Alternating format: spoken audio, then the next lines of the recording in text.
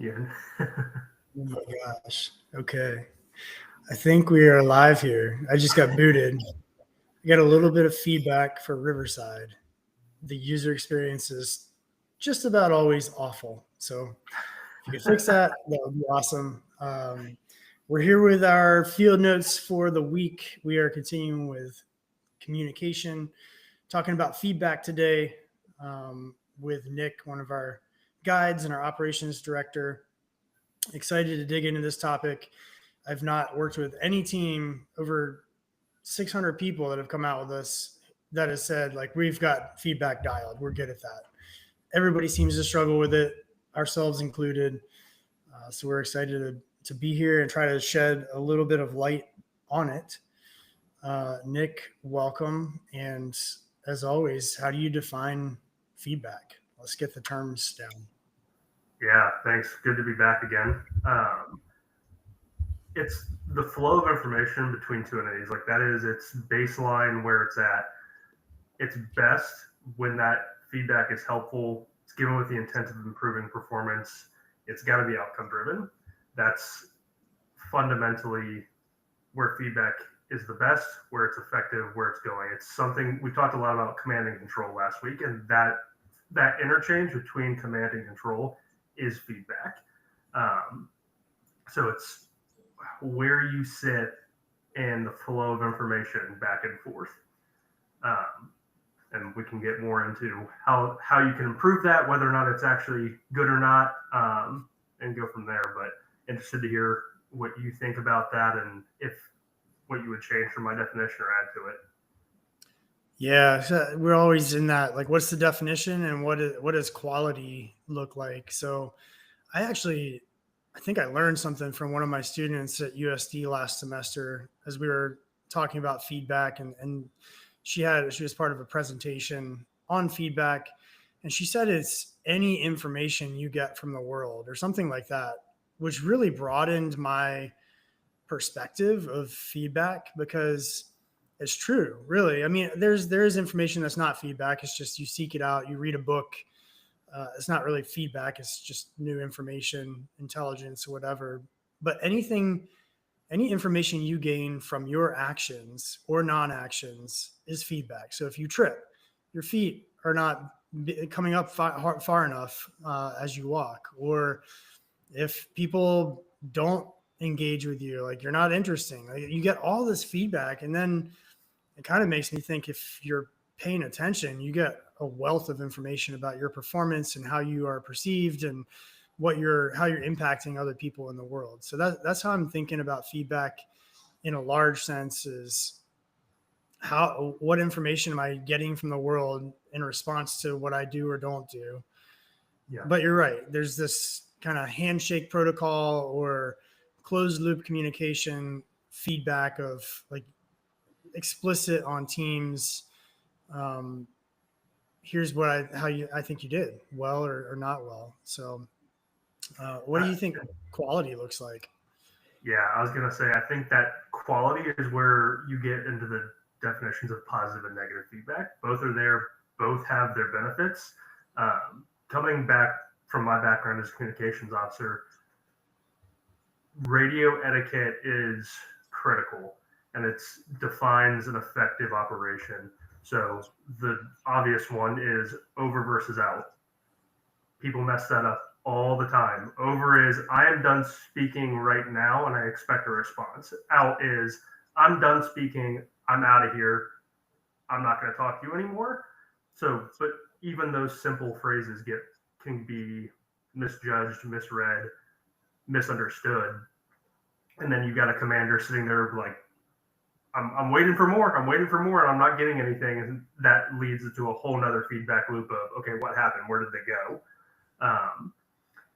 Something that like a negative feedback traffic from that. I started out had the opportunity to be a part of the leadership team for a radio platoon, and then ultimately ended up with a SATCOM or satellite communication team as well.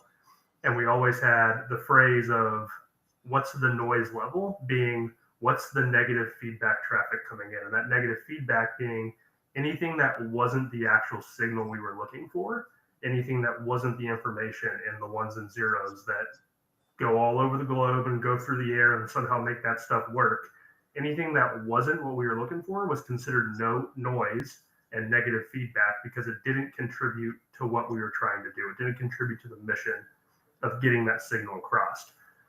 So the phrasing we would always use is, hey, you're coming in broken and unreadable, because you get the garbled, like staticky conversation where, one, you can't hear it, you can't understand it, and two, people start getting really frustrated really quick when it's just static and and it like cuts off and just I jingles. got frustrated right there.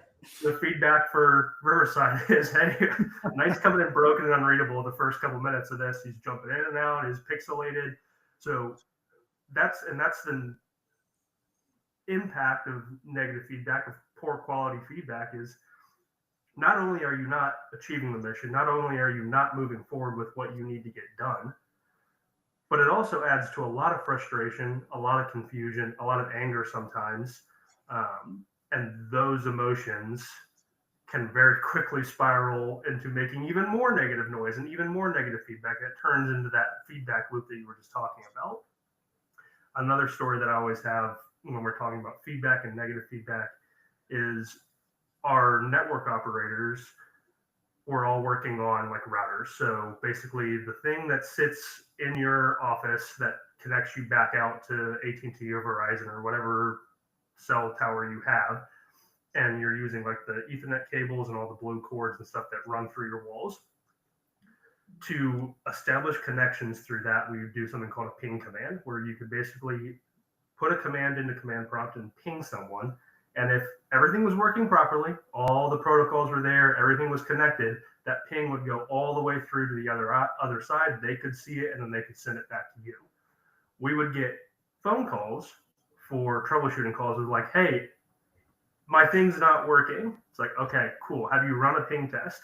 And they'd be like, yes, I can see my switch, which is on their side, but they can't get to their router. It's like, okay, so let's fix that first.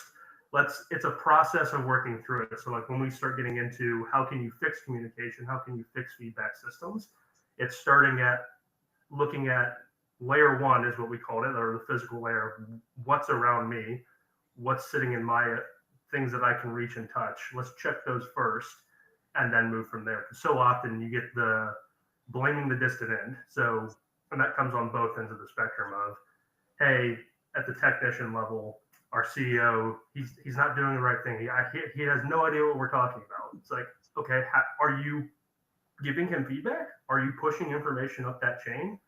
And if you are, a lot of the time that feedback and that communication improves. So I think that, in my mind, is the definition of quality feedback: is you're pushing the information up the chain. You know it's getting there. You've confirmed that information is getting there, and then you're receiving that communication, that feedback back, and processing it properly. You can be mad about that. You can be positive about that, but you're getting the information. There's coming in without any additional noise, and that you can process it from there. So then you can improve what's going on with your mission from there. Yeah. I'm curious. I've talked a lot about my the communication officer background. You flew, you obviously guide a lot. Communication is equally critical there. Feedback is especially critical with flying. How do you see that? How did that affect you, kind of from your background in the military context? Yeah, I'm calling back to last week talking about communication. To me, good, like, quality communication is building a shared understanding, and it simply isn't possible without, like you're talking about, good feedback. And I think next week we're going to talk about information theory and geek out on science and math and noise and bandwidth and channels, which I'm really excited about. And all of those get in the way of quality feedback, or just assuming. I do this all the time, particularly to people I know well. I just assume they know. They understand why I'm frustrated or whatever it is, and they don't. I could have used my words, as I tell my 3-year-old. So yeah, feedback. If you're not giving feedback, like if you tell me something, I'm not like, yeah, Nick, I think you told me this, and you're like, yep, that's it, or no, that's not. We're not building a shared understanding. We're operating in two totally different worlds, assuming that we're operating on a shared understanding, which is so dangerous. And I think both in flying and in climbing, that danger is real, right? Like I would never talk to air traffic control and not get feedback. I'd say, hey, Los Angeles control, this is Battlecat 2.5. We're at this vector and we're heading this direction at this speed, looking for, approach to whatever. And if I didn't hear anything, I assumed that they did not hear me and that I was in trouble, right? Like, because there's no feedback. And if they did hear me, they say Battlecat 2.5, Roger, Lima, Charlie, loud and clear. I love that. Like you can have like really loud feedback that isn't clear, or you can have really clear feedback that isn't loud, and neither of those work. If you're whispering your feedback and it's really useful, accurate feedback, but it's whispered, maybe your leader doesn't hear that. Or you can be yelling your feedback, but it's unintelligible, also useless. So yeah, having that is important. It was like repeat back what I said verbatim, so that you say it, I repeat it, you concur that what I just said is accurate. To your point of shared understanding, if I'm repeating exactly what you just said, I have all the information I need to make a decision. And or you can say, give immediate feedback of correction, this. I want to be correction because that's artillery, but you don't want to do corrections. But you can give that immediate feedback and say, no, that's wrong. It's this.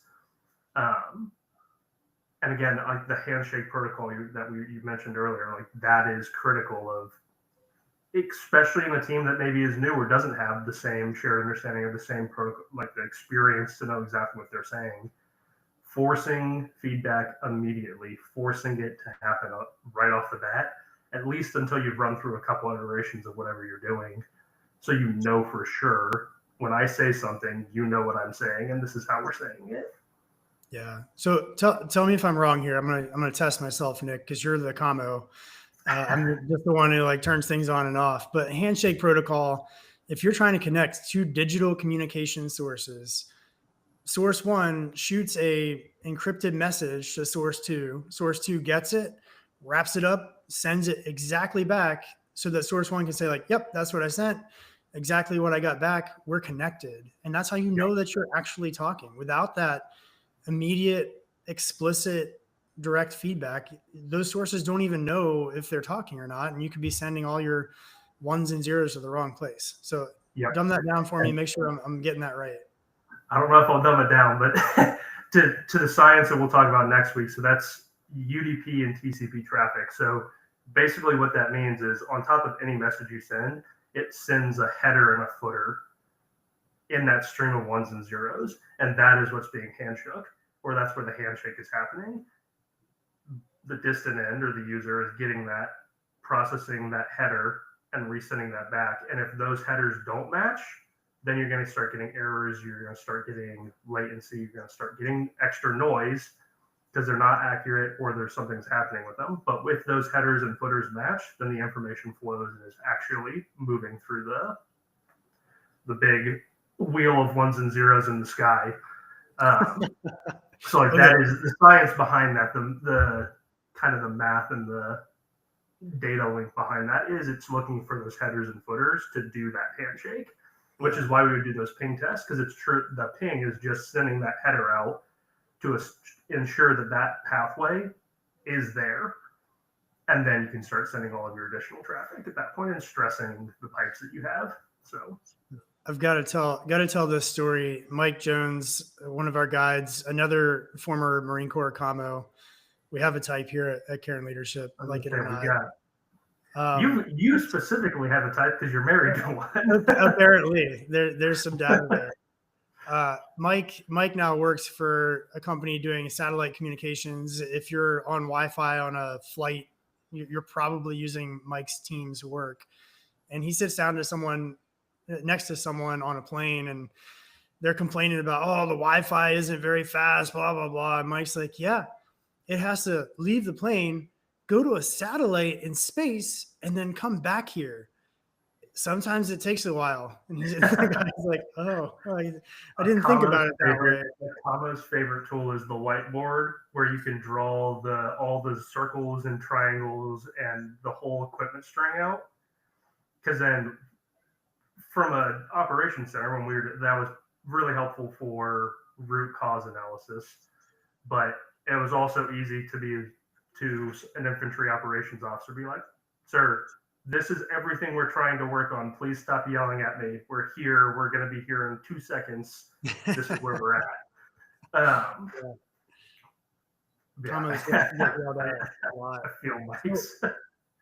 Tell me what you think here, Nick. There's some things coming up for me in this conversation. One, I think we tend to overcomplicate feedback, keeping it like so daggone simple. Like, did you hear what I said? And can you tell me what I said back?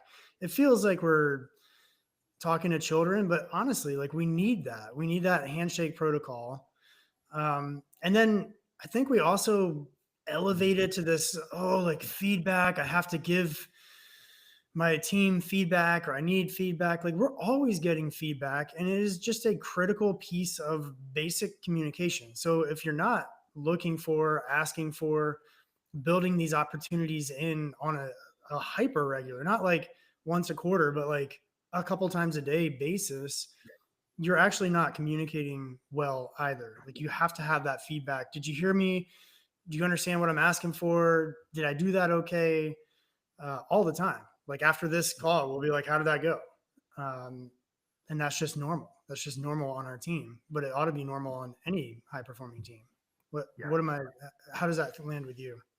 No, I agree with you. And I think that's part of the reason why feedback can be so hard, is that we build it up to be this big thing, and it happens quarterly in a huge, big production of your quarterly feedback review or whatever it is.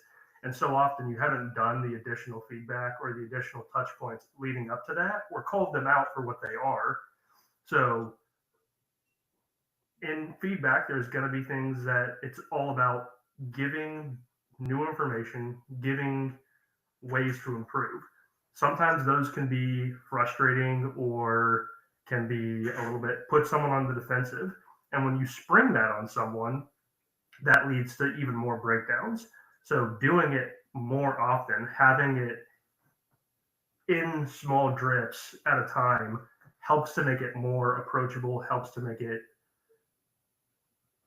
easier to comprehend and then put into place. So one of the things I love about how we do events with Karen is, at the end, or when we go around the circle of like, hey, what do you want to learn from today? Or, hey, what is something that you gathered from this event? What's an appreciation you have? You go through at the end and restate everything that everyone said. It's super cool, because I've not seen a whole lot of leaders do that, because it highlights, hey, I heard every single one of you.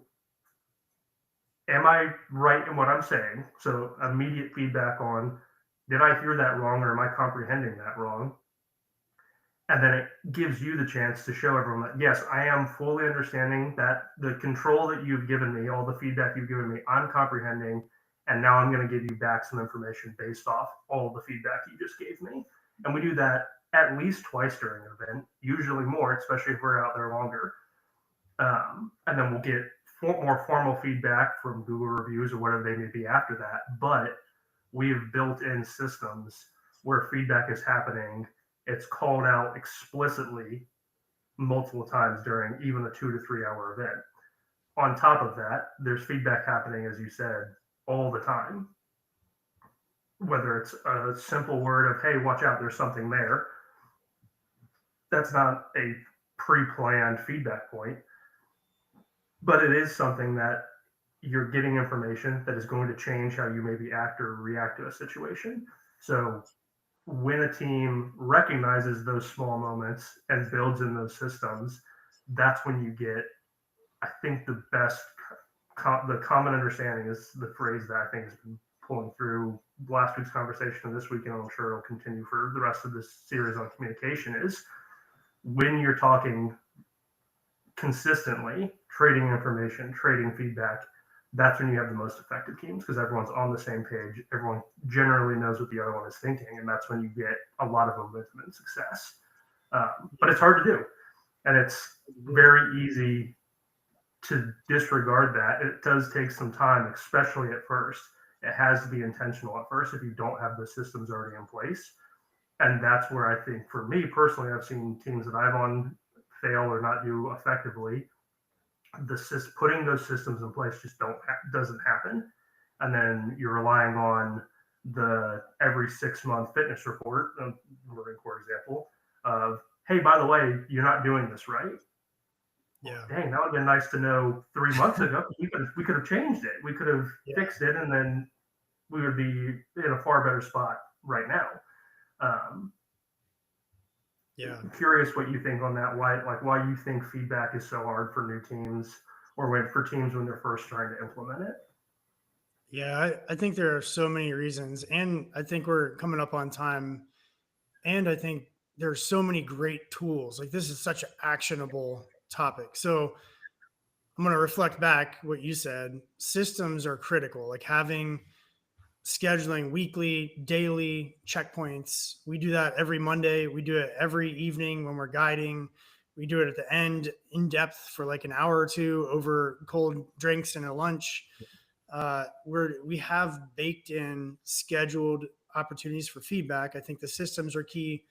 I also think the culture is critical. You can have all those scheduled, and it is very easy for everyone to be like, yeah, Nick, I don't really have anything. You did a great job. I promise Nick doesn't always do a good job. Well, no, he always does a good job. He doesn't always do a great job. Same with me. We all have things that we can improve. And if you just make a cultural expectation that everyone will give something constructive to each other, it's just expected. It becomes, people are less defensive, more open to it. It's kind of like, yep, I know you got to give me something. I appreciate that. Not, oh my gosh, I thought I did a good job and Nick's attacking me. So systems and culture, that's the tool number one. Rapid fire. Nick, what other tools do we have to help people overcome this feedback hurdle? I think scheduling it is critical. And I think separating it from work. So if you're giving feedback in the same place that you work, at the same conference table where you're having your meetings, it'll work, but it won't be as effective. Getting out and going to grab a coffee and separating from the workspace, giving a little bit of buffer room, helps to pull away some of that emotion, pull away some of the energy that I think comes with giving feedback in a workplace. The other thing, and this is more of a challenge than a tip, is leave ego at the door when you go into a feedback session.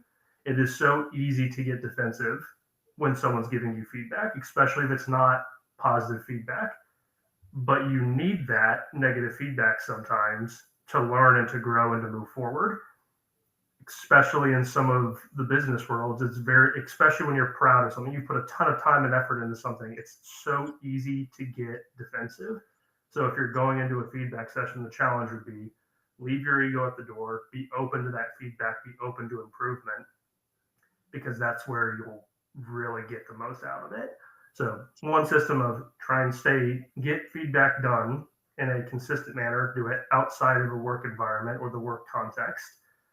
And when you go into it, be prepared, be aware that, hey, I might hear some things that I don't necessarily enjoy or I don't necessarily even agree with, but I need to be able to listen to that and appreciate it and take it for where it's coming from. And we'll talk more about like emotions and how that plays into it later on. But I think that's a critical piece. Yeah, I think culturally you can try to bake in this idea of like, hey, we're here to get it right, not to be right, because it's really hard not to be defensive when you get critical feedback.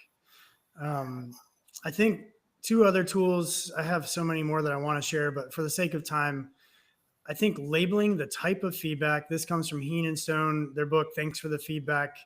Excellent book. But we often cross wires. So you can do appreciation, like, hey, Nick, great job.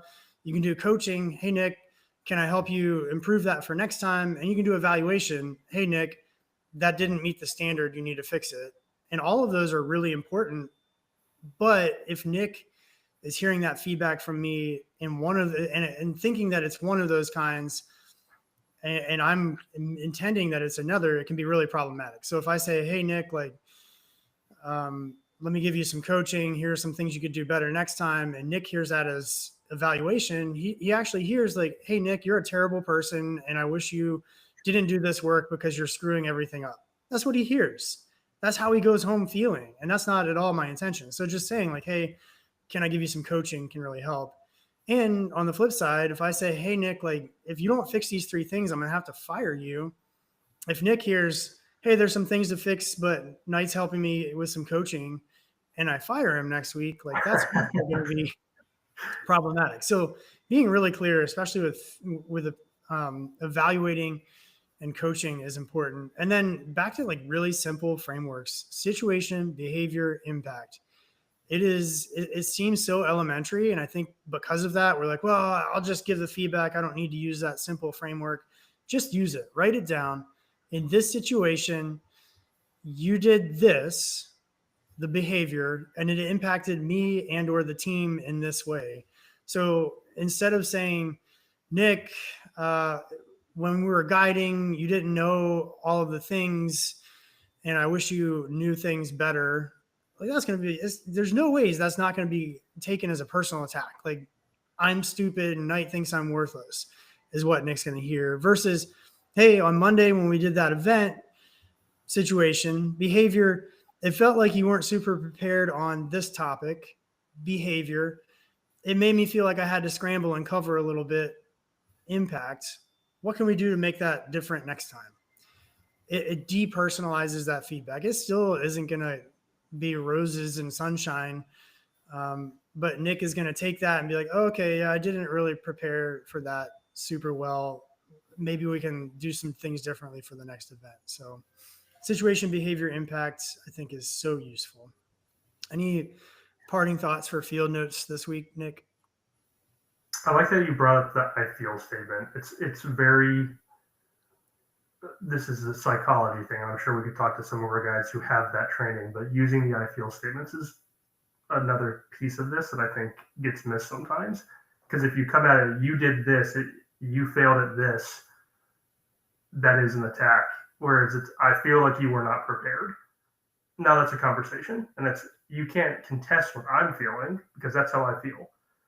So it opens up the conversation, and I think that's more for coaching and appreciation type discussions. Evaluations are probably a little bit different because there usually are metrics assigned to that are very clear and cold cut that are kind of hard to contest. But when you're doing that coaching, when you're doing the appreciations, the I feel statements are super important because it starts the conversation off with hey, the impetus is on me. I'm the one bringing this conversation up. What are your thoughts? Let's have a conversation about it. And I think that can be an effective tool. I think it again depersonalizes it, and it almost becomes like, hey, Nick, I feel this way when this happens, and now you're helping me solve like the way that I feel. And that might just be better communication. It might be I'm unaware of the work or the quality of work that you're doing. And you're like, oh, yeah, I can see how you feel that way. I didn't share this product with you. And if I did, like you would see that I'm doing my work on time and doing it well or whatever it is. So, yeah, that's also a good point. Good. That's feedback for you, Nick. That's some appreciation. This is fun. This was feedback. There's more to say. There's an article coming out soon on this topic. It is critical. Next week, we're going to get sciencey and mathy. So if you're intimidated by Nick talking about UDPs and HPTs, I don't even know, blue wires going through walls, it's going to get crazy next week. But it's fascinating. And Claude Shannon's information theory, the whole internet is built on this theory, and it's really hyper useful for communicating well too. So we'll see you next week. Nick, thanks as always. I'll see you. Of course, yeah, thanks for having me on.